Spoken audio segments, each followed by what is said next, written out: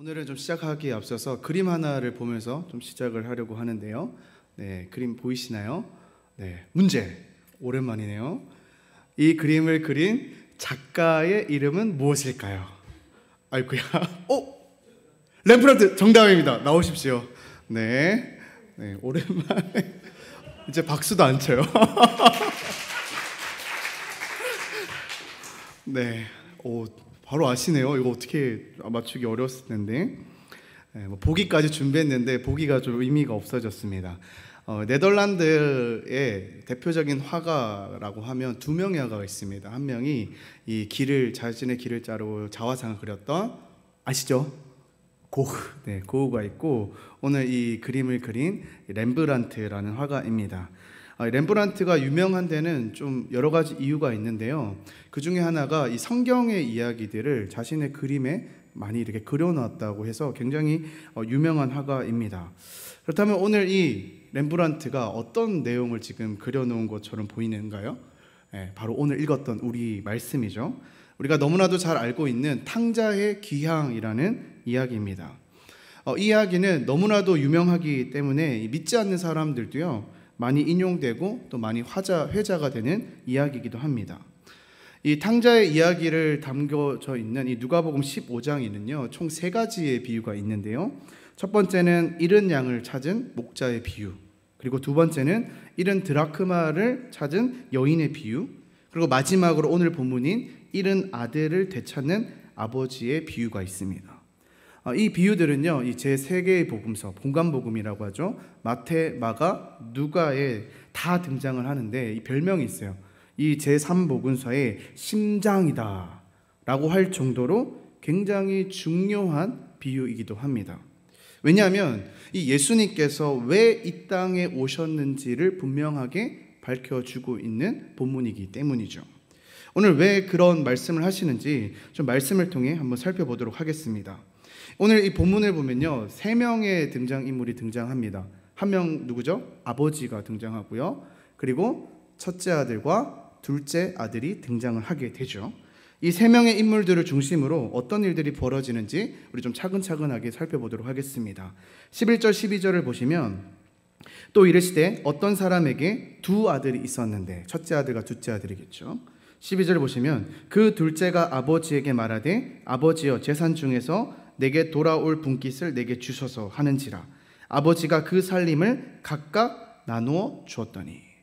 지금 본문을 보시면 이 둘째 아드놈이요 아버지한테 굉장히 황당한 질문을 하는 것을 볼 수 있습니다. 뭐라고 합니까? 아버지께서 나중에 저에게 유산 주실 것이 않습니까? 그런데 그 유산 지금 좀 땡겨서 주십시오. 그러니까 얼마나 비상식적이고 무례한 말입니까? 지금 아버지께서 돌아가셨습니까? 아니요, 말짱하십니다. 그러면 지금 아버지 입장에서는 아버지 보고 좀 빨리 돌아가시라는 말인가? 참 굉장히 참 감당하기 힘든 말이죠, 아버지 입장에서는. 당시 이 유대 사회에서는 이 둘째 아들의 이 정말 황당한 권리 주장은요, 이 아버지 입장에서는 상당히 수치스러운 일이었고요. 만약 이것이 유대 사회에게 퍼지게 되면 진짜 얼굴을 들고 다닐 수 없을 정도로 정말 욕을 먹을 만한 일이었다는 것이죠. 그런데 지금 아버지께서 뭐예요? 이러한 비상식적인 요구에도 불구하고 아버지는 아무 말도 하지 않고 그의 재산을 떼어서 주었습니다. 그렇게 그 아들은요 유산을 받고 아버지를 떠나서 먼 나라로 가게 됩니다. 소위 뭐죠? 먹튀죠, 먹튀. 제가 아버지였다면 진짜 화병이 나서 막 몸좀 눕고 막 그랬을 것 같아요. 그렇게 이렇게 싹수가 노란 이 아들이, 그런데 여러분 살면 얼마나 잘 살겠습니까? 그곳에서 15절, 13절을 보시면 완전히 허랑방탕하며 그 재산을 썼다고 기록되어 있습니다. 이 허랑방탕이란 게 뭐예요? 아무것도 아끼지 않고 물 쓰듯이 뿌린다라는 뜻을 가지고 있어요. 이게 뭐예요? 결국엔 몽땅 다 써버리는 거예요. 하나도 남지 않았어요. 간혹 우리 뉴스에 이 로또에 당첨된 사람들이 이 패가망신했다는 그런 기사를 보지 않습니까? 똑같은 거예요. 분수에 맞지도 않는 돈이 주어지니까 어떻게 그냥 막 좋다고 쓰기만 했던 거예요. 그러니까 금방 동이 나게 되죠. 지금 둘째 아들이 이런 상황에 처해져 있는 겁니다. 거기다가 설상가상으로 그 땅에 흉년까지 들어서 정말로 아무것도 할 수 없는 상태가 되어버렸습니다. 여러분, 그 아들이 뭘 할 수 있겠어요? 할 줄 아는 거라곤 그냥 주어진 돈을 쓰는 것밖에 없었기 때문에. 그래도 지금 이 아들이 굶어 죽을 수는 없으니까 뭔가 일을 하긴 하는데요. 그가 선택한 것이 뭐냐면 바로 이방인의 노예, 품꾼이 되는 것이었습니다. 당시 유대인들에게 이방인의 노예가 된다는 것은 굉장히 창피하고 모욕적인 일이었습니다. 거기다가 지금 그가 뭘 했습니까? 돼지 치는 일을 했다라고 하고 있습니다. 이 돼지는 유대인들이 굉장히 싫어하는 동물입니다. 심지어 이 유대인 율법 중에는 돼지를 치는 사람에게는 화가 있다라고 할 정도로, 그러니까 매우 수치스러운 일을 먹고 살기 위해서 할 수밖에 없는 상황이었다는 것이죠. 선택의 여지가 없었어요. 먹을 것을 구할 수 없었기 때문에 돼지라도 치면서 이 돼지가 먹는 이 음식을 먹으려고 했던 것이죠. 그런데 더 안타까운 것은요, 16절 보실까요? 16절 보면 그가 돼지 먹는 쥐염 열매로 배를 채우고자 하되 뭐라고 되어 있어요? 주는 자가 없는지라. 이 쥐염 열매는요, 식용으로도 먹지 않는 식물이고요, 심지어는 사실 동물들에게도 잘 주지 않는 음식이라고 합니다. 그런데 지금 이 아들은 뭐예요? 그런 식물조차도, 그런 열매조차도 줄 수 있는 이가 그 누구도 없었다는 거예요. 돈이 있을 때는 어때요? 그렇게 많은 친구들이 모여가지고 좋다고 놀던 그 친구들이 돈 한 푼 없으니까 어떻게 해요? 이 쥐염 열매조차도 줄 수 있는 친구가 한 명도 없었다라는 말인 거예요. 얼마나 여러분 비참한 인생입니까? 이 둘째 아들은 한없이 추락하고 추락해서 뭐 유대인으로서의 정체성이 뭐 어디 있겠었습니까? 돼지치잖아요. 이방인의 하인이 됐잖아요. 그리고 친구도 없어요. 거의 돼지만도 못한 처지가 되어버렸다는 겁니다. 그제서야 어떻게 해요? 그 아들이 이제 자신의 처지를 돌아보게 되는 거예요. 17절 보실까요? 이 아들이 뭐라고 합니까? 이에 스스로 돌이켜 이르되 내 아버지에게는 양식이 풍족한 품꾼이 얼마나 많은가. 나는 여기서 줄여 죽는구나. 그렇게 다 읽고 나서야 누구를 떠오릅니까? 아버지를 떠오르는 거예요. 사실 아버지도 아니에요. 아버지의 누구예요? 품꾼들을 좀 떠오르고 있어요. 자기처럼 아버지 집에서 일하는 그들은 오히려 풍족하게 양식을 누리고 있지 않는가. 돼지 먹이조차도 주지 않으려는 내 주인보다 일용직 근무자들에게도 풍족하게 음식을 주고는 아버지가 더 좋은 주인이 아닌가. 그제서야 이 아버지의 품이 얼마나 따뜻하고 큰지, 그리고 자신이 얼마나 지금 큰 잘못을 저지르는지를 깨닫게 된 거죠. 오늘 17절 처음에 본문에 뭐라고 했어요? 스스로 돌이켜라고. 이건 무슨 말이에요? 과거에 잘못된 길로 멀리 왔던 자신의 잘못을 뉘우치고 이제 어떻게 다시 올바른 방향으로 가기를 원했다라는 말이죠. 그렇게 돌아가게 됩니다. 염치불구하고. 그런데 놀라운 것은요, 그렇게 빈털터리로 돌아갔을 때 그를 맞이하는 아버지의 모습을 여러분 한번 보십시오. 저 같았으면 난리 났을 겁니다. 신발 벗어가지고 왜 왔냐 말부터 20절 보실까요? 이에 일어나서 아버지께 돌아가니라. 아직도 거리가 먼데 아버지가 그를 보고 치근히 여겨 달려가 목을 안고 입을 맞추니. 아버지가 뭘 하십니까? 아버지는요, 매일같이 문 밖에 서서 이제나 저제나 아들이 언제 돌아오려나 하는 마음으로 매일 아침 나가서 기다리고 또 기다렸습니다. 그리고 아주 비참할 정도로 형편없는 거지가 되어 걸어오고 있는 그 아들을 한눈에 바라보고요, 지금 20절 중반에 뭐라고 했어요? 아직도 거리가 먼데라고 했죠. 아직도 한참 와야 되는 그 거리를 어떻게 해요? 염치불구하고 아들아! 맨발로 아들에게 간 거예요. 아들아, 왜 이제 왔느냐? 내가 얼마나 기다렸는 줄 아느냐? 그리고 그 아들을 집으로 데리고 옵니다. 집으로 데리고 와서 제일 좋은 옷을 입히고요, 발에 신발을 신기고요, 손에 가락지를 끼워줍니다. 거짓 신분이었던 이 아들을 자신의 아들로 다시 복귀시켜 주는 거죠. 그뿐입니까? 아들이 돌아왔다고, 잃어버렸던 아들이 돌아왔다고 살찐 송아지를 잡아서 잔치를 벌이는 거예요.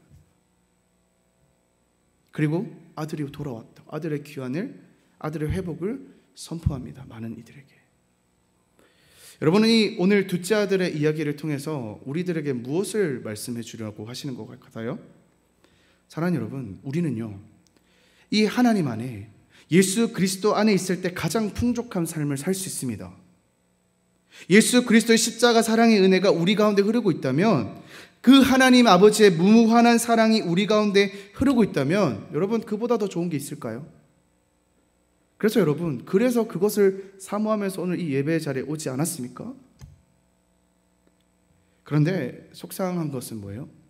소위 아까도 얘기했지만 우리 주변에 이 돌탕들이 너무 많다는 거예요. 이 돌탕들이 누구예요? 오늘 이 둘째 아들 같이 돌아온 탕자, 아니죠, 돌아와야 될 탕자. 여러분들 아마 머릿속에 한두 명씩 있을 거예요. 지금 저도 이 청년부 이제 4개월 지나가는데 그 몇 명이 지금 기억이 나요. 떠올라요. 아니, 분명히 여러분 오래 전에는 같이 신앙생활 했지 않습니까? 그 많던 그 중고등부 때 있었던, 청년 초기에 있었던 그 친구들 다 어디 갔나요? 그들은 뭐예요? 이 아버지 안에서의 이 풍요로움을 느끼지 못했던 거예요. 아버지가 주는 그 은혜와 사랑이 이게 넘쳐가지고, 그래서 그게 너무 기뻐서 와야 되는데 기쁨이 느껴지지 않으니까 어떻게 해요? 이 둘째 아들처럼 아버지 저 이제 못 있겠습니다, 떠나가는 거죠. 근데 여러분, 어쩌면요, 그 돌아와야 될 탕자들도요, 이 둘째 아들처럼, 또 우리가 지난번에 세리도 배웠지 않습니까? 세리들처럼 있잖아요. 이 늘 마음 한구석에는요, 이 주님의 그 채워지지 않는, 세상 것으로 채워지지 않는 그 허무함으로 살아가고 있을지도 모릅니다. 그렇기 때문에 여러분, 우리는 어떻게 해요? 늘 그들을 위해서 기도해 줘야 됩니다. 기도하셔야 됩니다. 언젠가는 돌아오겠지가 아니라. 그리고 여러분들이 가지고 있는 그 풍요로움을요, 알려주셔야 돼요. 나눠주셔야 돼요. 왜요? 오늘 아버지 보세요. 아버지는 어떻게 하고 있어요? 이제나 저제나 언제나 돌아올까, 늘 두 팔을 벌려서 기다리고 있다고요. 나 버리고 가더니 이제 먹을 거 다 떨어져 왔느냐가 아니라, 왜 이제 왔느냐, 내가 널 얼마나 기다렸는지 모르느냐, 잘 왔다, 이제 나와 함께 이 잔치의 자리에 함께하자. 그래서 여러분, 저는 오늘 이 본문을 통해서 여러분들에게 도전을 좀 드리고 싶어요. 먼저는요, 우리가 뒤에서 좀 살펴보겠지만 우리가 먼저 그 참맛을 알아야 됩니다. 내가 그 하나님 안에서 그 참 풍요로움을 느끼지 못하면 못 나눠주겠죠. 나눠줄 게 없으면 돌아와야 돼. 교회 와, 이게 전부잖아요. 더 말할 게 없어. 아니, 내가 교회에 왜 안 오냐, 내가 정말 이 예수님 안에 있을 때 너무너무 기쁘고, 날 봐라, 이게 행복이 막 절절 흐르는 게 보이지 않냐? 한번 뭐 다시 와. 그리고 여러분, 두 번째는 뭐예요? 여러분들 지금 머릿속에 있는 그 돌아와야 될 탕자들을 위해서 기도해 주시기 바랍니다. 그리고 생각난 김에 좀 연락해 보세요. 연락하셔서 우리 밥 한번 먹자, 여러분들의 그 기쁨을 나눠주셨으면 좋겠어요. 그때 우리는 또 그런 생각하죠. 아이, 뭐 또 될까? 그걸 왜 우리가 걱정해요? 누가 하시는데요? 하나님이 이미 기다리고 있다, 요입당하고 있다고요. 나 갈게, 부르기만 해. 여러분, 이 사실을 믿으시고, 여러분 그 돌아와야 될 탕자를 품으시고 늘 기도로 그들을 초대하는 여러분들 되셨으면 좋겠습니다. 오늘 여기서 이야기가 끝나면 참 좋겠지만, 누가는요, 이제 이 이야기의 시선을 이제 둘째 아들에서 첫째 아들로 이제 시선을 돌리게 됩니다. 이 첫째 아들이 밭에서 일을 하고 돌아오는 장면으로 이 포커스가 맞춰지는데, 이 25절부터 이제 큰 아들이 등장합니다. 이 큰 아들이 열심히 이제 밭에서 일하고 돌아오는 거예요. 근데 저 멀리서 지금 들리는 소리가 막 집에서 풍악 소리 막 춤추는 소리가 막 들려오는 게 아니겠어요. 그러니까 이게 무슨 일이야 하고 이제 어린 종에게 알아오라고 했더니 이제 우리가 알고 있던 그 사건이 이제 벌어지게 된 거예요. 아버지가 막 기분이 좋아가지고 막 잔치를 벌이고 있다.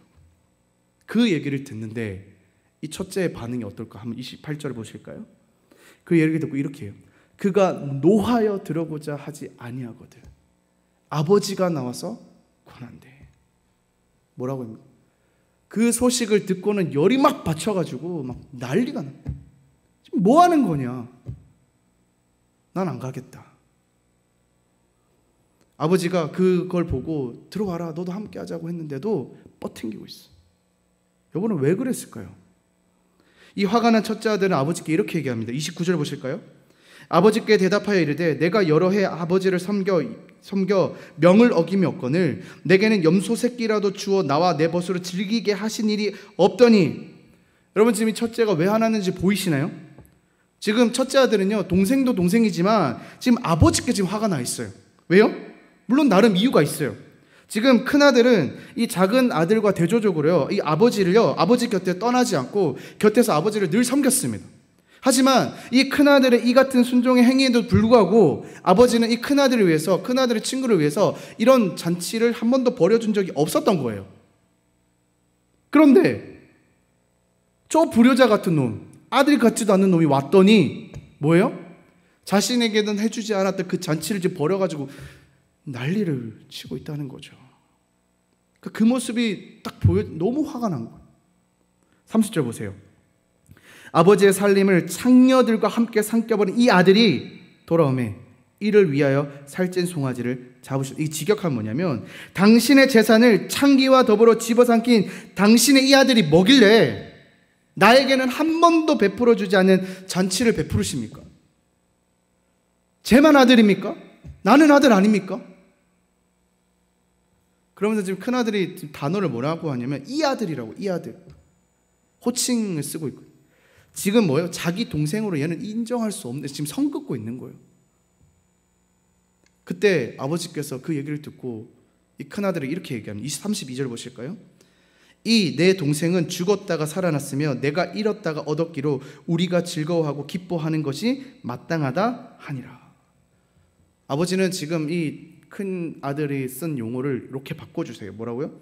내 동생. 이 동생이 아니라 내 동생이야. 내 동생. 그러니까 뭐예요? 아버지는 그러지 마. 얘도 네 동생이야. 내가 그렇게 생각, 너도 그렇게 좀 생각해주면 안 되겠니?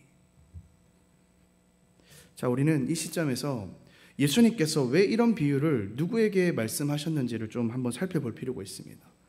우리가 앞서 얘기했듯이 이 누가복음 15장은 세 가지 비유를 들었다고 했죠. 첫 번째가 잃은 양을 찾았던 목자의 비유, 두 번째가 뭐였어요? 잃은 드라크마를 찾은 여인의 비유, 세 번째가 잃은 아들을 되찾는 아버지의 비유라고 했어요. 이 비유들이 어쩌다가 이렇게 시작이 되었을까요? 오늘 15장 1절을 좀 우리가 거슬러 올라가 보면요 이렇게 나와 있습니다. 1절 보시면 모든 세리와 죄인들이 말씀을 들으러 가까이 나오니 바리새인과 서기관들이 수군거려 이르되 이 사람이 이 죄인을 영접하고 음식을 같이 먹는다 하더라. 지금 이게 발단이었어요. 지금 정통 우리가 계속해서 살펴보고 있지만 정통 바리새인들이나 이 서기관들의 입장에서 볼 때는 그런 생각이 드는 거예요. 아니 왜 예수님은 전통 유대인이 아니냐? 왜 저 정통 유대인인 예수님이 하필 데리고 다니는 사람들이 왜 저 모양이냐? 어떤 사람들이었어요? 창기와 죄인과 온갖 사회적인 버림받은 사람들, 그들이 이웃이라고 생각하지 않았던 사람들을 데리고 다니니까 왜 수많은 사람들, 아니 우리도 있는데 왜 자꾸 저들을 끼고 돌아다니냐라는 거예요. 그게 너무 못마땅한 거예요. 그래서 그들은 자기들을 외면한 채 예수님 뭐예요? 자기들 보고 뭐라고 자꾸 혼만 내잖아. 정신 차리라고. 그래서 계속 수근수근 거리고 있었던 거예요. 그때 예수님께서 그 수근거림을 듣고 꺼내신 비유가 이 세 가지 비유였다는 거예요. 양 한 마리를 잃었습니다. 그 잃었던 양을 찾았습니다. 목자가 어때요? 너무 기쁘니까 잔치를 벌입니다. 드라크마를 잃었어요. 네, 찾았어요. 너무 기뻐서 또 잔치를 벌이는 거예요. 하물며 잃어버렸던 아들이 돌아왔다고요. 그 아들이 돌아와서 지금 잔치를 벌이고 있다고요. 그게 마땅하지 않느냐. 결국 이것은 무엇을 얘기하나요? 저들을 향해서 얘들아, 나 예수 그리스도, 너희가 메시아라고 하는 그 메시아가 온 이유가 뭐냐? 내가 온 것은 너희들이 그렇게 이웃이라 생각하지 않았던 저희들을 위해서, 죽어가는 저 죄인들을 위해서, 둘째 아들과 같이 이 세상 속을 방황하면서 죄인의 모습으로 살아가고 있는 이들을 위해서 온 것이 아니냐. 이 말씀을 못마땅하게 여기고 있던 그 서기관들과 바리새인들을 향해서 말하고 있다는 거예요. 근데 아무리 얘기해도 못 알아들어요. 마치 첫째 아들이 뭐래요?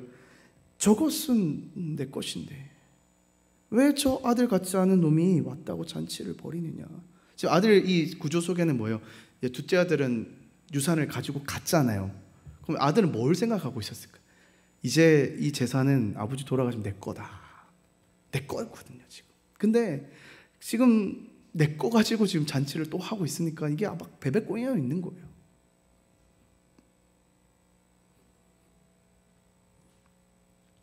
첫째 아들과 같은 모습을 보인 이 서기관들은, 바리새인들이 어떤지를 보여주고 있는 것이죠. 여러분, 이게 무엇에 근거해서 가능한 것일까요? 바로 이게 그들 안에 있는 자기의 의입니다. 의. 뭐라고? 난 뭡니까? 도대체 저 창기와 함께 아버지의 유산을 다 말아먹은 저 녀석은 환영하고 난 아버지 밑에서 이렇게 성실하게 이렇게 규칙적으로 섬겨왔던 나는 뭡니까? 바리새인들도 마찬가지. 아니, 우리가 옛 그 조상의 아브라함 때부터 내려왔던 그 율법의 토시 하나하나 잘 지켜온 우리들을 제껴놓고는 왜 저 인간 같지도 않은, 이웃 같지도 않은 자들을 저렇게 잘해주시는 겁니까? 예수님께서는 이런 이들을 향하여서 뭐라고? 너네도 똑같은 탕자야 라고 명하셨습니다. 자기 의에 근거한 또 다른 집안의 탕자였다는 겁니다. 혹시 의원병이라는 얘기 들어보셨어요? 의원병? 이 의원병이라는 건 뭐냐면 병원에 병을 고치러 입원을 했다가 이 치료하는 과정 중에 다른 것에 감염되고 생성되는 병이라고 합니다. 이 환자들이 병을 고치러 왔다가 오히려 병을 얻어서 간다는 말이죠. 그런데 이 병은요, 우리 교회 공동체 안에서도 발생하기도 합니다. 가장 은혜로운 예배 공간에서 가장 경건하다는 이 교회 공동체 안에서 이 병들이 발생하기도 합니다. 이것은 절대로 이 초신자들에게나 저 세상 밖의 사회 공동체에서 나오는 병이 아니에요. 이 병으로 하여금 뭐냐면 바로 경건병이라는 겁니다. 이 교회 안에서 보면 이 신앙생활을 할 때 모든 것을 빠짐없이 하는 사람들이 오히려 불만을 가지고 있는 경우가 더 많아요. 그 기초가 뭘까요? 내 의예요. 내 기준. 나는 이렇게 생활 잘하고 있고 나는 신앙생활 이렇게 잘하고 있는데 왜 저 리더들은, 왜 저 자매는, 왜 저 목사는 저렇게밖에 못할까? 나는 이렇게 예배도 잘 드리고 내 기준을 딱 정해가지고 올바로 신앙생활하고 있는데 그렇지 못한 사람들을 보면 어떻게 해요? 내 마음속에 정죄가 올라오는, 왜 저렇게밖에 못하지? 저게 안 되나? 저게 그리 어렵나? 막 속 터져 해요. 때로는요, 누가 건들지도 않았는데 자기 혼자 있잖아요. 의분이 막 차가지고 막 씩씩거리고 있어. 화를 내고 못마땅해서. 이게 바로 경건병입니다. 이게 바로 첫째 아들의 모습이라는 거예요. 우리는 이 첫째 아들의 투덜거림 속에서 우리의 모습을 들여다볼 필요가 있어요. 29절 다시 한번 보실까요? 29절 보시면 아버지께 대답하여 이르되 내가 여러 해 아버지를 섬겨 명을 어김이 없거늘 내게는 염소 새끼라도 주어 나와 내 벗으로 즐기게 하신 일이 없더니. 여기서 우리가 좀 주목해 봐야 될 단어가 있는데, 여기서 지금 이 첫째 아들은 자신의 실체를 폭로하고 말합니다. 자기 스스로가. 보시면 아들이 아버지에게 어떻게 했다고 합니까? 아들이 아버지를 섬겼다고 하고 있죠. 섬겼다고. 이 여기서 섬겼다는 말은 뭐냐면 헬라어로 종이라는 말로 노예가 쓰는 표현이었어요. 노예가요. 그러니까 지금 아들 자신은 뭐예요? 이제껏 이 아버지와 아들의 모습이 아니라 종과 노예의 모습으로 살았다는 거예요. 이 아버지와 아들의 관계와 이 종과 노예의 관계는 엄청나게 큰 차이가 있습니다. 종은 뭐예요? 주인의 뜻을 알지 못해요. 종은 뭐예요? 그냥 주인이 시키는 대로 하면 되는 거예요. 주어진 일만 잘하면은 오케이예요. 그러니까 이 아들이 아버지를 바라볼 때 아버지를 어떻게, 나는 종이고 아버지는 주인이라고 생각하니까, 이 노예 의식을 가지고 있으니까 아버지가 어떤 생각을 가지고 있는지, 어떤 마음을 품고 있는지 전혀 중요한 게 아니었다는 거예요. 그저 아버지가 가지고 있는 그 재산이 중요했던 거죠. 내가 나중에 취해야 될 재산. 지금은 노예처럼 일하고 있지만 아버지가 돌아가시는 그날에 내가 이거 다 취하리라. 그거 생각하고 버티고 있었다고. 여러분, 이 첫째 아들은 지금 아버지를 잘 바로 알고 있는 거예요? 모르고 있는 거예요? 몰라요. 안타깝게도 이 교회 공동체 안에도 이런 집안의 탕자 첫째 아들이 많다는 거예요. 사랑하는 여러분, 이 신앙생활이라는 것은요, 정말 하나님이 나에게 어떤 분이고 나는 그 하나님에게 어떤 대상인가, 그것을 깨달아요. 그리고 그것에 기뻐가지고 감격해가지고 즐거워하면서 행복하면서 헌신해야 되고요, 즐겁게 기쁨으로 예배드려야 되고요. 그냥 나 예수 믿으니까 천국은 가겠네, 그렇게 신앙생활하면 안 됩니다, 여러분. 그럼 뭐예요? 이 첫째 아들 똑같잖아요. 나중에 나 천국은 가니까, 나중에 저 아버지 재산 내가 가져가니까. 뭐가 달라요? 생각해보세요, 여러분. 저렇게 지금 둘째 아들을 애타게 기다리고 있는 아버지. 아니, 첫째 아들이 아버지한테 가서, 아버지 오늘 좀 고단한데 저희 같이 좀 여독을 풀면 안 될까요? 우리 한번 잔치 벌여서 우리 친구들도 좀 초청하고 하면 어떨까요? 아니, 이런 아버지가 그래 그러자 하지 않으셨을까요? 근데 이것도 못했다는 건 뭐예요? 아마 이 첫째 아들은 아버지랑 대화 거의 안 했을 겁니다. 그냥 심불이 나 있는 거죠. 저 왜 줘가지고, 아니 진짜 아들이라면 아버지가 힘들어하고 있잖아요. 아버지 많이 힘드시죠? 제가 아버지 마음을 다 헤아릴 수는 없지만 그래도 제가 있잖아요. 저 보고도 좀 버텨주십시오. 제가 더 힘이 돼드릴게요. 이게 맞지 않아요? 근데 지금 아들은 뭐야? 몰라요. 모르니까 뭐예요? 심통이 나가지고, 아니 무슨 저 아들 같지도 않은 놈한테 와가지고 잔치 벌이면서 나는 한 번도 안 해주고, 안 해준 게 아닌데.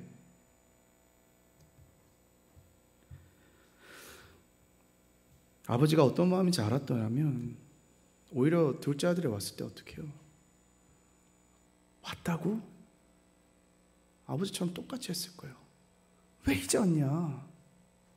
얼마나 아버지가 널 기다리는 줄 아느냐. 말씀을 맺겠습니다. 사랑하는 여러분, 우리도 마찬가지입니다. 우리가 이 교회에 나와 있다고 안심하시면 안 돼요. 우리가 이 첫째 아들과 같이 될 수 있다는 것을 잊지 않으셨으면 좋겠어요. 아니, 아버지랑 살면 뭐예요? 아니, 이 교회에서 예배 드리면 뭐예요? 아버지랑 말 한마디 안 하고, 아버지가 도대체 날 향해서 어떤 마음을 가지고 있는지 알려고 하지 않으면 한마디도 안 해요. 그럼 어때요? 별것도 아닌 걸로 진짜 열낸다니까요. 왜요? 아버지 모르니까. 아버지께서는 여러분들을 향해서, 우리를 향해서 계속해서 부어주시기 원하는데 뭘 내가 대화를 해야 알지.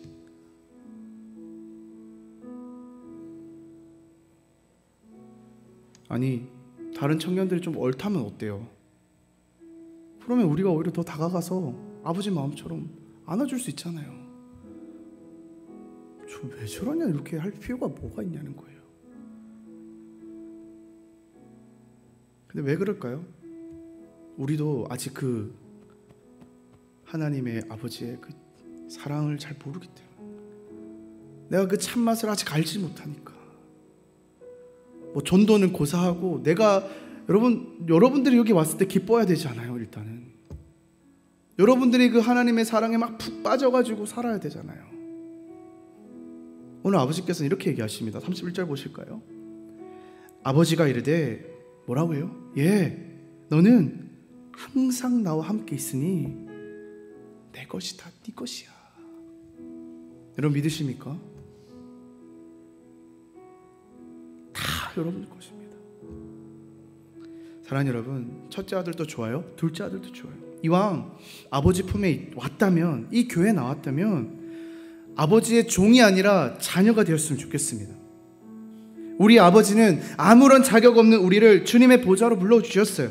그럼 우리는 그 하나님께서 주시는 은혜를 받고 그 아버지의 뜻대로 그분께 받은 사랑을 나눠주며 살아가면 되는 거예요. 이왕 주님의 보좌 앞에 나왔다면 여러분들 거 내려놓읍시다. 천국 가면 그만이지라는 그 생각, 그 첫째 아들과 같은 이 나쁜 심보 내려놓읍시다. 아버지랑 멀찌감치 거리 두는 신앙생활 하지 마시고 여러분 아버지 곁에 가세요. 좋은 말 할 때 가세요. 네, 여러분 옆에 있다니까요. 좋은 말 할 때 아버지랑 얘기하세요. 어려운 거 끙끙 앓으면서 아버지 왜 내 마음 안 알아줍니까? 하지 마시고 아버지 나 힘들어요. 얘기하시라고요. 여러분 종 아닙니다. 자녀입니다. 그렇다면 여러분 하나님께서는 반드시 두 팔 다 벌려가지고 여러분한테 가실 겁니다. 함께 하실 겁니다. 그 사실을 믿고 아버지가 주시는 그 사랑이 넘쳐서 살아가는 여러분들 되시기를 소망합니다.